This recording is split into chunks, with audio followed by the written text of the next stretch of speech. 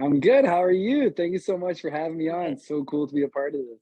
I'm so excited you're here. I'm I'm just so happy and so thankful that you made time for this pageant. It is near and dear to my heart. This is my pageant, my passion project, or you could say my passion pageant. Girls, here's your homework. Look up this book because Felipe is the author. I don't know if y'all can see my screen right now, but you are so published twice. Of all the people, right, alive today, Three you times, Kendra. yeah, three times published. Documentary, filmmaker. I don't know if you've logged how many hours you've actually spent in the saddle and how many, like, I know you've documented the miles, but I don't know about anybody else alive today that has done what you're doing, and you're still really young. So I'm so excited. Everybody, please make welcome your coach tonight, Filipe Masetti. No, thank you so much. Such kind words. Just so happy to be here. I think it's an awesome passion pageant. I think it's amazing what you ladies are doing, and you can always count on me. Whatever you need, I'm here to step up and offer a hand, especially when it's such an important initiative such as this one. Well, we got in pretty deep last night, and it was very freestyle. The girls were introducing themselves and talking about things that they struggled with. And you've spent so much of your time around horses. And I was listening to your TED Talk earlier today, and it was something about when your dream turns into a nightmare, like you get all pumped up. You had this dream and you're like, I'm sure it's going to work out. And realistically, like, what happened in a nutshell? Tell these girls a little bit of your story and some of the things that didn't go according to plan. Yeah, so I'm originally from Brazil. My parents moved to Canada when I was 9 years old. Always grew up around horses and used to tie down rope in the rodeos. And my dad used to ride bulls and broncs, and we've always been very involved with the Western culture. And at the same time, when I was a little kid, my dad used to read a book to me about a Swiss school teacher who in 1925 rode horseback from Buenos Aires in Argentina all the way to New York City. And that book just gave birth to my dream. I remember being a little kid on the family ranch in Brazil, imagining I was that guy, crossing rivers with crocodiles and climbing the Andes and Mexico and the deserts and the jungles. And, as I got older, gradually that dream got stronger and stronger and stronger until in my final year of college, I was like, man, either I do this with my life or I do absolutely nothing. So went online and found the Long Riders Guild, an association that groups together all these equestrian, travelers from back in the day of Charles Darwin was a long rider, Aim Chifley, this fellow that inspired me, and people that are doing it today. So when I was on that website, it's like an association. I was like, oh wow, there's people doing this right now. Like, it's not just in 1925. So that really gave me the push I needed. And that's when I started planning my project. I took the dream from inside of Felipe and it became a real project. And it all started with writing it down. At that moment, I didn't realize how important of a step I just taken. But today I realized that that was the first step. There's neurological studies that prove that when you write something down, you are much more likely to live it. We all have dreams, we all have goals and passions, but if you keep them harbored inside of you, chances are you'll never live them. So it's extremely important. I can't tell you enough how important it is to write it down, to see it. The second thing I did, which was instrumental, strategic planning. Today, I see that strategic planning for whatever you do in your life, whether it's this pageant, whether it's a business, whether you're training a horse, you want to be a barrel racer and win a gold buckle or anything. If you don't plan, you're not going to find success. Nothing happens for a reason. It doesn't fall from the sky. God's not going to come down and just hand it to you. You need to plan. That's where it all starts. So I got white Bristol board, glued it all over my wall, and started writing it down. First thing I wrote was do not die, the power of words. And then I started writing everything I needed, from the horses to the equipment, pack saddle, riding saddle, tent, everything. I didn't have a single horseshoe to undertake this journey. And 2 years, that's what it took. A lot of no's, a lot of you're crazy, you're going to die, it's impossible. How many times did I hear that? But finally, on July 8th of 2012, I got everything I needed, 2 horses donated from Montana, the pack saddle, the riding saddle, a production company out of Nashville, Tennessee bought the project for me to film a documentary for them. So they would pay me monthly and give me all the cameras. And I departed from the Calgary Stampede. But when you're living a dream, oftentimes it gets romantic when you're thinking about it. Oh, it's going to be great. It's going to be easy. But like we're talking, nightmares are going to come about, and they're going to come about often. It's not going to be a bed of roses. This is going to be the hardest thing you've ever done in your life. And for me, there were so many obstacles. In Montana, we crossed paths with a grizzly bear. I saw 2 people shot dead in Central America, witnessed a man trying to kill his wife. I was staying in their home, had to befriend drug lords, went days without water, felt hunger for the first time in my life, fear, snowstorms, you name it, we faced it. But that's the power of having a purpose. People ask me all the time, did you ever think about quitting? And of course I thought about quitting in those moments, but it was my purpose that kept me going. It was my purpose that made me give 110% when I may not have felt the best, when horses were hurt, when grizzlies were tracking us. So my question to you is, do you know what your purpose is? Do you have it like fresh? Can you answer that? What's your purpose?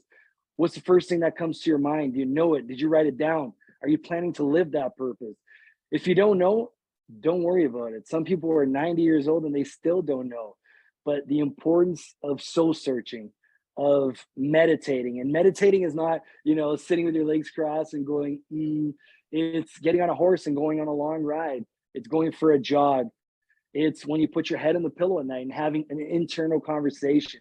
If you don't know who you are, where you want to get, how are you ever going to get there? If I didn't have my ex on the map when I left Calgary that I had to get to Brazil, I'd still be doing, circles around Calgary. I'd be in Alberta still. I knew physically where I needed to get, and our lives are the same way. So how are you going to get there? Well, by first of all, knowing where you want to get. What is the X on your map? Writing it down, planning, and then executing. And we are the architects of our lives. Today, I'm the youngest person in the world to cross the Americas on horseback.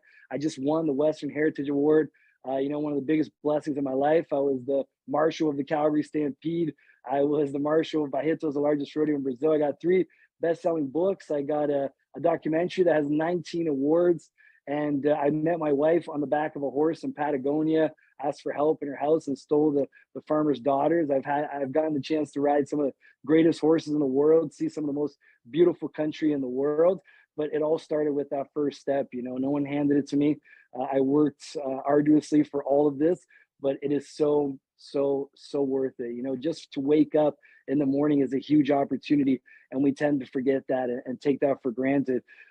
So I try to live every day to my best, not as if it's my last, because I don't know when that's going to be, but just to make it count. So good. So girls, are you inspired? Drop it in the chat. All right, Filipe, I would be nervous riding my horse to Dallas, and that's only 30 miles. I mean, logistically, there's a lot. I mean, there's a lot of concrete. There's a lot of traffic. I don't know where to stop and water my horse. You ran out of water for days. That just seems unimaginable. I don't think there's anybody here, drop it in the chat if you have ever been one full day without a drink of water. Probably not. Yeah. And and that's one of the things that I really value about what I've done. And I try to tell people all the time, you need to leave your comfort zone in order to grow. I really believe in that. A diamond's made under pressure, extreme pressure. If that pressure is not there, it's just another stone. Horses become great horses through repetition. Cowboys and cowgirls, repetition. It's got to be second nature. If you're thinking about it, you're not going to win that rodeo. A lot of professional athletes as well, whatever it is, the profession you do. So I think that by stepping out of your comfort zone, that's when you learn the greatest lessons of your life, and you start to become your own diamond and the best form of yourself. So those days where I didn't have water, I didn't have food, or I was crying in the middle of a desert, not knowing which way I was going or how I was going to get out, that's ultimately what's made me who I am today. Today, I know that my limit is much further than I ever imagined. I know I'm capable of doing whatever I put my mind to and my heart. I know who Filipe truly is, where I want to get. So that's something I really hope all of you get the chance to do. And this is it. You're doing it right now, I think, through this pageant, right? For a lot of you, it may be your first pageant. like you were saying, you're getting out, stepping out of your comfort zone. And no matter what the outcome is, you can be sure of it. You're going to get out of this a much stronger person. So good. Like you're telling it like it is, reality. Yes, ma'am. A lot of us, and I'm sure the girls, y'all chat your questions for Filipe in the chat comment, but how to get started. You said like when you first start dreaming, there's kind of this romance to it, like, man, that's going to be so cool. Yeah. Miss Rodeo for a reason is different because you're not required to ride a horse. Not everybody has the opportunity to grow up around horses today, but we're cowgirls and cowboys at heart. We have the love for horses. And I think a lot of times, just for that reason alone, the industry is missing out on very passionate girls who want to represent this lifestyle. So, and we've had some of our former queens that have served from a wheelchair or have had another physical disability that kept them from competing in more traditional type pageants. So I love that Miss Rodeo for a reason is different in so many ways and so many reasons. We don't have a traditional panel of judges. We provide a team of coaches like you being here, Filipe, telling it like it is. How did you get started? So a lot of girls are thinking, yeah, that sounds great, but I don't know who to talk to. I don't know what to say. I don't have the money to live my dream. What did you say when you started seeking financial support to make this dream come true and reach your goal? So first of all, like what I learned from doing this is that we all have fears, we all have limitations, we all have problems. So right there, put that aside. You can tell me whatever you want. To me, I'm going to look you in the eyes and say, that's an excuse.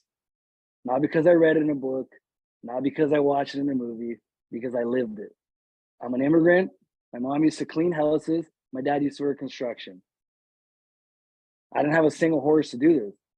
Like, I didn't have a horseshoe, like I said, like I can't say that enough. So anything you say to me, why you're not living your best life, your dream, your purpose, I will look you in the eyes and call bullshit. It's an excuse. Because if you want it with your heart, your soul, your mind, you can do whatever you want. So that's number one. Fear. I think fear is something that really holds people back. Fear is something that kept us safe. It's evolution. We all have it wired inside our brains, right in here.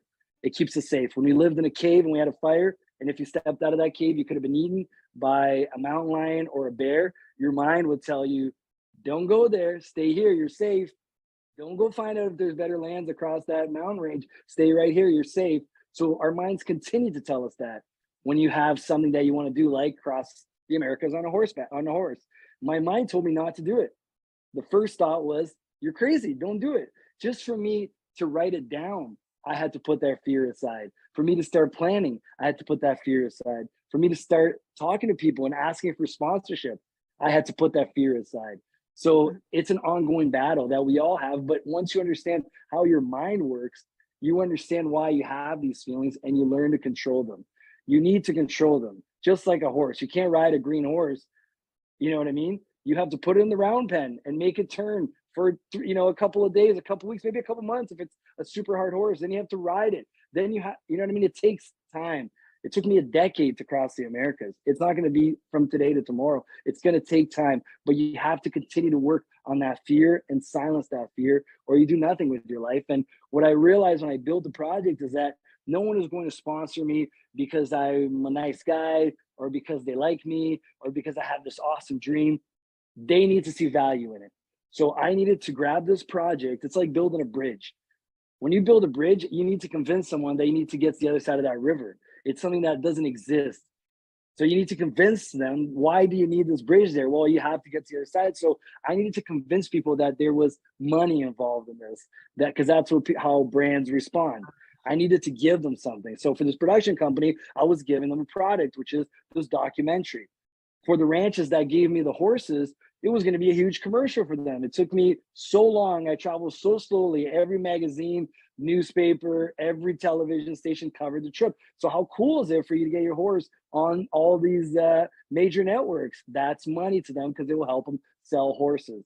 So whatever you want to do with your life, that's how you got to think about it. You got to break it down and you got to sell it to people in a way where they're going to gain something from it. And that's how I was able to acquire everything I needed to undertake this journey and live this dream. This is so good, Felipe. So this is what no one ever told me. Nobody ever really explained the role of holding a rodeo queen title. Like I don't know. I just thought people were doing it because they were nice.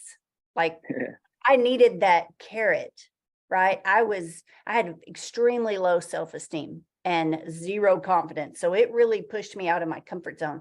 But I needed that buckle or that saddle or, whatever the trophy was to incentivize me to compete and put myself in those uncomfortable situations, like speaking, on camera or on stage.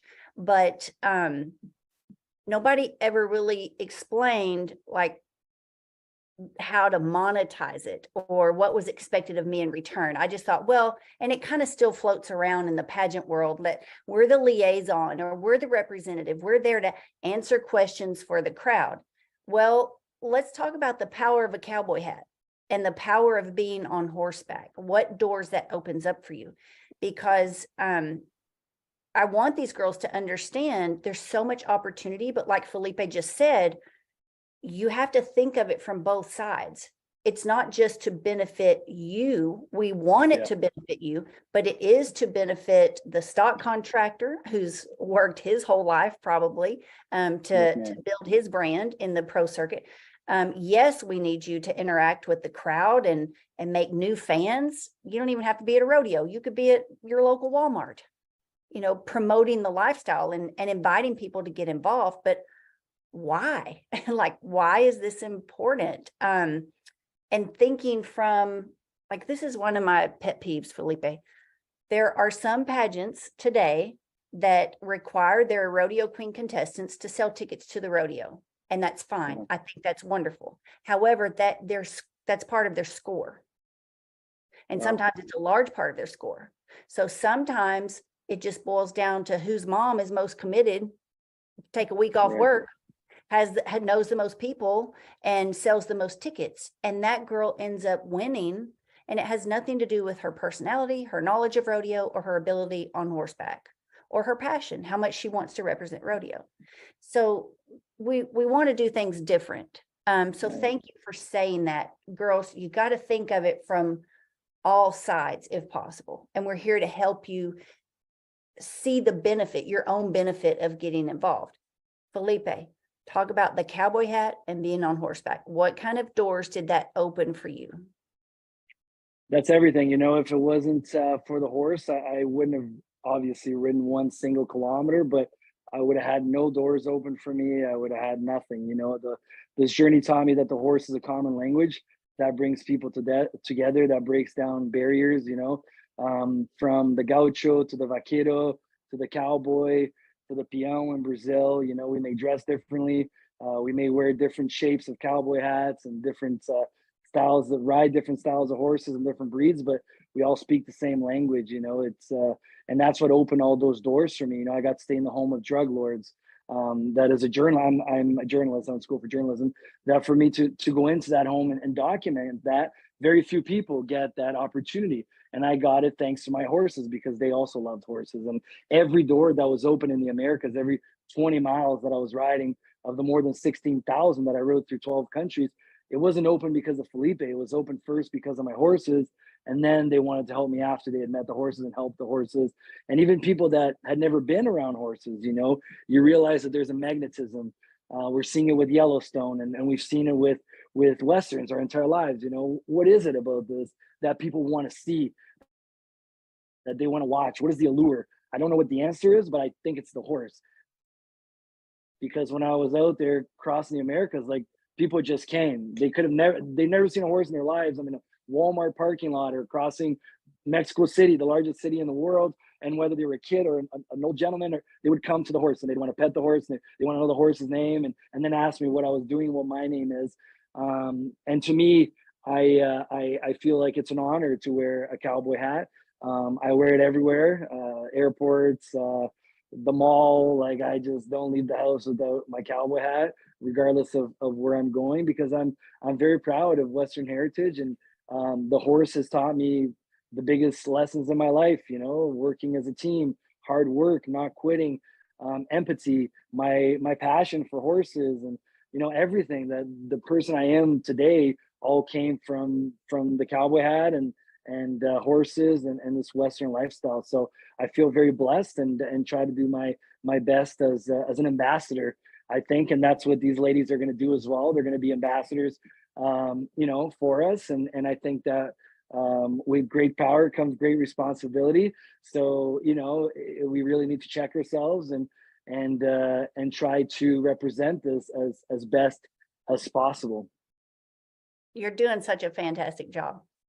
I'm just so proud of you. Every time I open Instagram, there's Filipe. And you're in a like bow tie, you're in a tux, and you're on stage, and you know, you're taking all of us higher. So thank you for that. And I know that that wasn't easy. I know that you had to face fear that most people only talk about. Like we don't really do it. Right? That's just such a tremendous risk that you put forth. And I love how you mentioned train your mind, just like you would put a colt in the round pen. It's going to take time. Train your mind. And you did talk about some serious challenges last night. And I'm thankful that this is a safe place. Girls, if you don't want to talk about things that you're struggling with, that's okay. Don't feel pressured.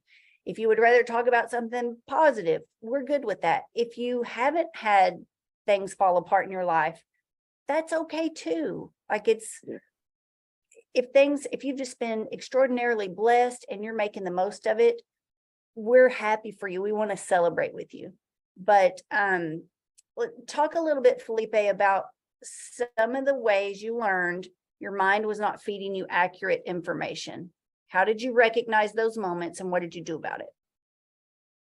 So I think a big one for me is strategic planning is a big part of it, because when you are prepared for situations like that, everything gets easier. We go into chaotic mode when we're not prepared, but when you've read about it, when you've talked to someone who's done it, when you've prepared your body and tried to prepare your mind as much as possible, like when my horse Bruiser fell in a hole in New Mexico, it was a very scary moment, and I didn't know what was going to happen. But ultimately, I kept my cool, and I realized that if I freaked out, it wasn't going to help anyone. So I dug the ditch, I wiggled him out, I took the saddle off his back, and then I pulled him out, and we were able to get him out. It took almost 2 hours, but it could have become a lot worse if I had let my mind cheat me at that moment. So all that preparation, I talked to people that had horses get into situations like that in the past. So that ultimately helped me tremendously. Breathing techniques is something I use often.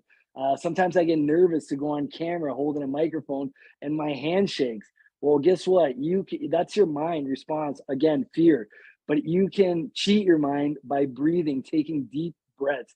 Take deep breaths for 30 seconds. I promise you, you will stop shaking. You're putting oxygen in your mind. And that helped me out tremendously a lot as well. But I think the biggest thing is preparation. You know, when you're prepared, when you've done your homework, I think you're able to maintain your cool, stay calm. Like I said, it never helps to lose it and you go into chaos mode. But when you do that, it's because you're not prepared. So I think strategic planning is the biggest one. Thank you for being transparent and talking about your hand shaking. And Yes. girls, a lot of you are going to say, well, I want to prepare, but I don't really know what to do. And you're still going to have those moments. And maybe you're going to go on to enter more pageants, or whoever our new queen is going to be. You're going to be faced with new situations, and it's going to hit you too. We want you to know that that's a normal part of the process. And I think sometimes we get surprised that it's more difficult than we thought it was going to be. And we're like, oh man, I did prepare, but this, I don't think I did very well. Well, it's practice, girls. It's a process. Keep showing up, keep doing it. It is going to get easier the more experience you're willing to have. So don't have false expectations. Don't let it surprise you. Like, well, I did study, but I'm still nervous. Like I did prepare, but I'm still nervous. That's that's part of it, right, Felipe? Yeah, you're alive. That's a good thing. You know what I mean? You're living. So, and that'll never go in. That just shows that you care. You know what I mean? Like I'm a motivational speaker. I do a lot of talks for 500 people, 10,000 people at times in front of me. I've talked in front of 80,000 people. And even if I'm talking in front of 10 people, I've done this for 10 years now. I still get nervous. I still get the butterflies before I go on the stage. And that's a good thing. It means you care. And, but it's about repetition. It's about doing it over and over again. And you're only going to get better. And it's a journey, it's a journey. There's a lot of parallels, I think, with life and training horses, but it doesn't happen from one day to the next. It's wet saddle blankets, and it's little steps forward. You take one little step forward, done. Take the saddle off, celebrate, because that's amazing. And the next day you take another little step, and then you go back and you might take 6 backwards, but it's okay. That's okay too. It's a learning process. Next time you go out there, you got to stay positive. And I think the other thing is enjoying the journey. The old cliche. It's so true. You got to enjoy every day for what it is. Just being here, doing this talk and exchanging, these lessons and getting to meet y'all. And that's what it's all about. And don't worry too much about the end goal. We tend to sometimes just focus on that, and we want to get there. But when you do that, you end up missing out on the most important part. And if you do that, it can tend to be a negative situation after, because you realize that, so what, now I got a crown in my head, nothing changed. And I never enjoyed, all the girls I was doing this with, and the moments we had and the laughs. That's what it's all about. It wasn't about when I arrived in Bajitos with 40,000 people and they showed me my statue at the age of 27. It was about being in Guatemala with a family that butchered the only chicken they had to feed me that night. It was about being with my horses, Frenchie, Bruiser, and Dude, crossing the Chihuahua Desert. And just, how many people get to do that? How many people have done that? How many people will do that again? It was about listening to them eat hay when I was in my tent at night, or hearing Frenchie snore like a drunk guy at a bar at night. Like, that's what it was all about. And it took me a while to realize that, because I always had that, I got to get there. I got to make this happen.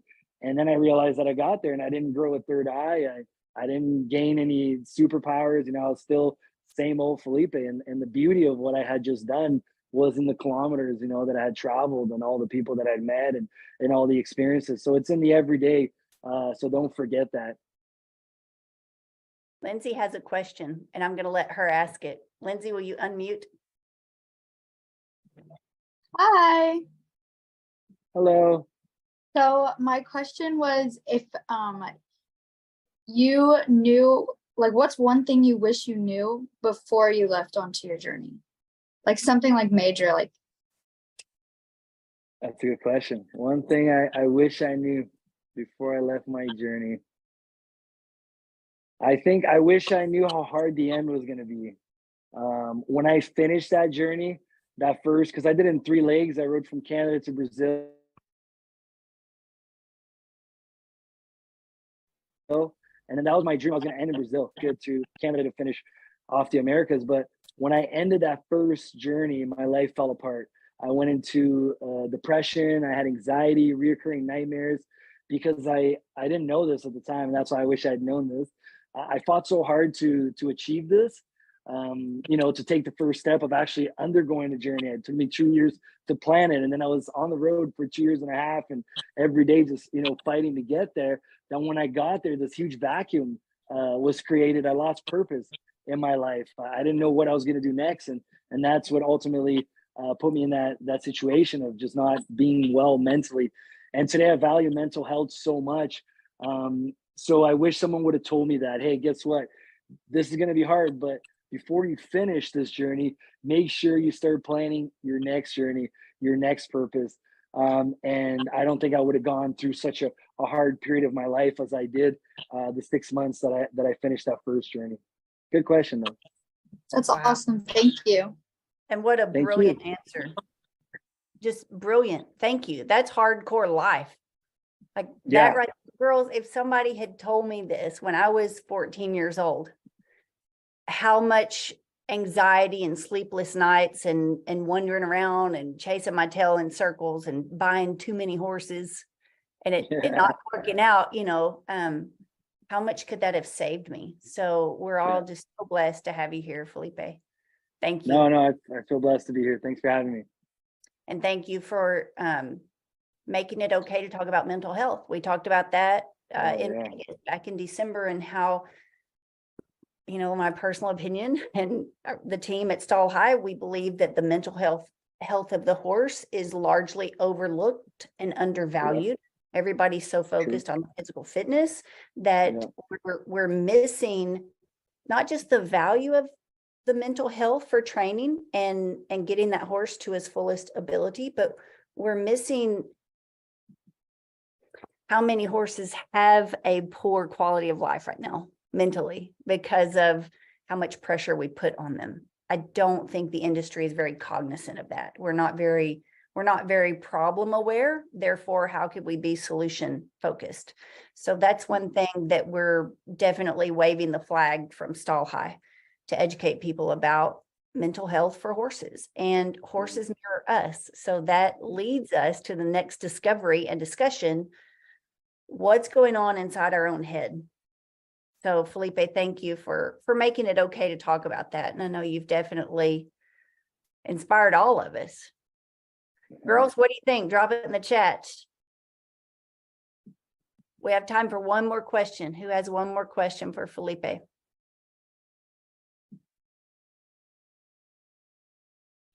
Super inspiring. Yes, he's amazing. Thank you. Very, very inspiring. My dad always tells me failure to plan is planning to fail. Yeah, there you go. That's a good one. Thank you. I'm reading the comments. Astonishing, a truly breathtaking story from Elizabeth Diaz. Very inspiring story and the challenges you overcame. Incredible. I loved hearing his story. Yes, his speech inspires me to slow down. That's good. I think he's amazing. Fear, face everything and rise. Oh, that's good. Face everything and rise, Delaney. True grit. All right. Nobody has a question? Okay, how did the trip affect your mental health afterwards?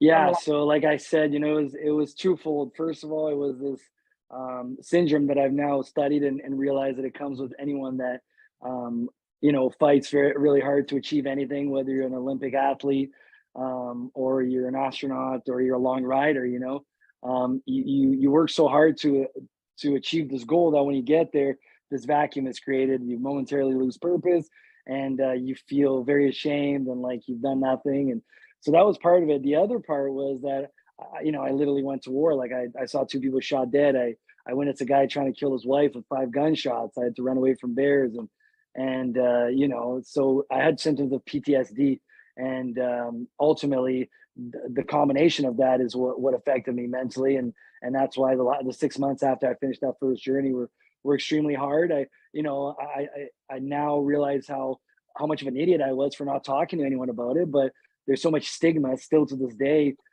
especially with our world. You know, you got to cowboy up, you got to toughen up, just, you know, get through it. And I was just embarrassed to talk to people. I never opened up to anyone. And today I realized how dangerous that was. That's why I love to openly talk to people about it and tell them, if you're going through something, you know, you need help, you need to talk to someone. And guess what? That person you're going to talk to, 95% of chances they've gone through it as well. They might be going through it right now. So you can't go get through moments like this alone. You need to talk to people. You need to open up and ask for help and advice.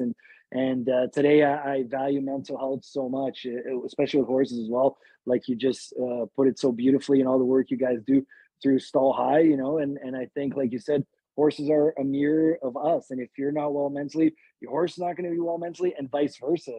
You know, if your horse is not doing well, you're not going to do well. So yeah, I truly believe in it. We really have to take time to slow it down, like someone said there in the chat, and try to have that internal conversation with ourselves. You know, what makes me happy? You know, what do I want to do with my life? Don't live for other people. I meet a lot of people that wear masks. You know, this life's gonna go by way too quick. You girls are all young, but I can tell you, I'm about to turn 37. I don't know how old I am, but it feels like I'm still 19. And you talk to people that are 90 years old, and they're gonna tell you that life went by, you know, blink of an eye. So make sure you live every day for yourself. Hold the reins to your life. Do what you want to do. Who cares about what people are going to think, what people are going to say about you? if it makes you happy inside, if you feel that fuzzy feeling, those butterflies in your stomach, then go for it, because that's why we're here. You know, we all have a purpose and a journey.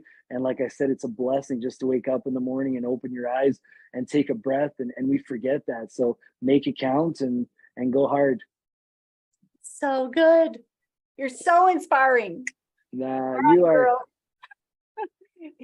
Here's one of the 3 books. Yes. Okay. So where can they follow you? Where can they find you? I know you've made some lifelong fans tonight. Where No, thank can they follow your story and your next journey, your next leg Yeah. of the journey? You can follow me on Instagram. That's where I do most of my stuff, at Filipe Masetti. I'm sure you can drop them the name, the spelling after. And the 3 books are on Amazon. If you like to read or not, people have read this book and said, it's the first book I actually read. You know, people that love horses, there's not a lot of material out there. But yeah, I think you guys are going to enjoy it. And very soon, the documentary, The Long Rider, will be available on all digital platforms for you to rent. So stay tuned, coming out soon. I'm so proud of you. So proud.